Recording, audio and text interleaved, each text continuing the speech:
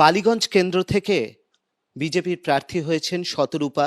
তবে এবারই প্রথম নয়, এর আগে 2011 সালে সুব্রত মুখোপাধ্যায়ের বিরুদ্ধেও তিনি প্রার্থী হয়েছিলেন।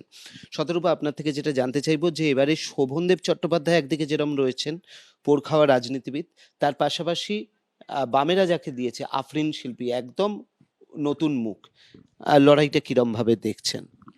দেখো, বালিগঞ্জে জেনারেলি যেহেতু প্রায় 4.5 ওয়ার্ড হচ্ছে মুসলমান বেসড, মাইনরিটি বেসড, এই জন্য ডেফিনেটলি ওটা একটা ডিফিকাল্ট লড়াই হয়।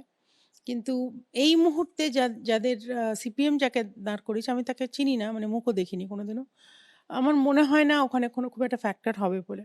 জেনারেলি হালিম ফ্যামিলির কেউ দাঁড়ালে, কারণ 11-এ ফুয়াদের সঙ্গে আমি লড়েছিলাম, সায়রা হালিম মাঝখানে দুবার লড়েছে, তো তাদের একটা সিপিএমের মধ্যে একটা সেন্টিমেন্ট আছে ওদের প্রতি।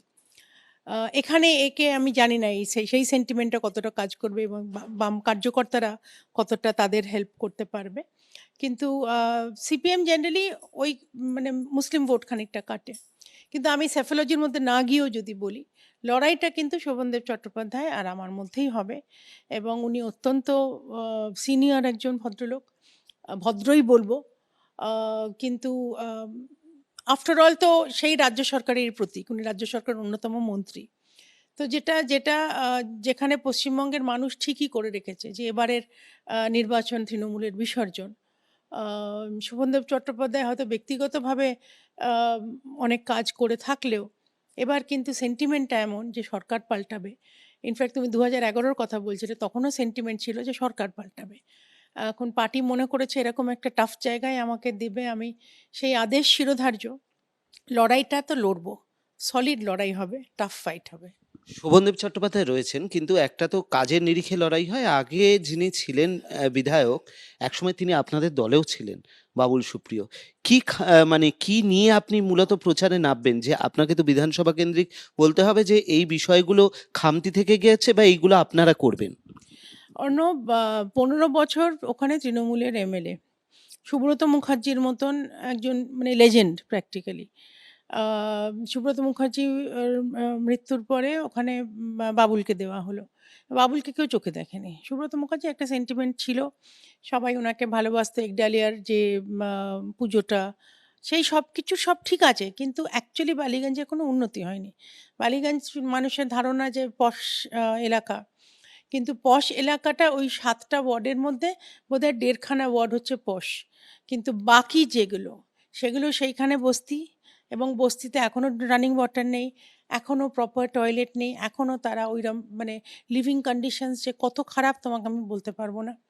ওখানে ধোবিঘাট বলে একটা জায়গা আছে, যেটা সেন্ট লরেন্সের মতন জায়গায়, ম্যাডিক স্কোয়ার পাশে এবং সেন্ট লরেন্সের পেছনে। সেখানে সারা কলকাতার জামা কাপড় বোধহয় কাঁচা হয়, কিন্তু ওখানে পুরো লাইন দিয়ে সব ধোপারা আছে, কিন্তু তাদের বেসিক রানিং ওয়াটার, ওদের ওইটুকুই দাবি ছিল এত বছর ধরে। আমি 2011-এ গেছিলাম, তখনও সেই দাবি। আমি কিছুদিন আগে, আমি মাঝে যাই, অনেকবারই যাই ওদের সঙ্গে দেখা করতে বিভিন্ন কাজে, এখনও ওদের রানিং ওয়াটার আসেনি। মানে আমি আর্সেনিক ড্রিঙ্কিং ওয়াটার এসবের কথা বলছি না, কোনো কল নেই যে কাজবে। এরকম অসংখ্য আরবান রিকোয়ারমেন্টস আছে। বিড়লা মন্দিরের মতন জায়গায় 2.5 ফোঁটা বৃষ্টি পড়লে এখনও এতটাই জল জমে যায়, সুমোর চাকা ডুবে যায়, মানে এসইউভির চাকা ডুবে যায়। বিড়লা মন্দির পশ এলাকা।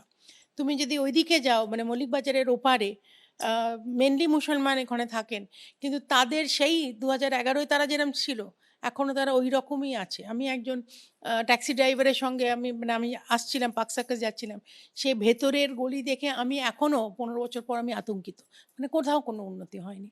তো এইগুলো আমি ডেফিনেটলি তুলে তো ধরবো। একদিকে যেরকম বিগত বছরগুলিতে তৃণমূলের যখন বিধায়ক ছিল তখন কিন্তু কাজ হয়নি, সেই বিষয়গুলোকে তুলে ধরবেন। তার পাশাপাশি তারা কি করতে চান তার স্পষ্ট রূপরেখা যেটা রয়েছে সেটা নিয়েই ভোটারদের কাছে কাছে যাবেন, আর এভাবেই প্রচার করবেন শতরূপা। ক্যামেরায় শুভঙ্কর লাহার সঙ্গে অর্ণব মুখোপাধ্যায়, এবিপি আনন্দ, কলকাতা। এবিপি আনন্দ, এগিয়ে থাকে, এগিয়ে রাখে।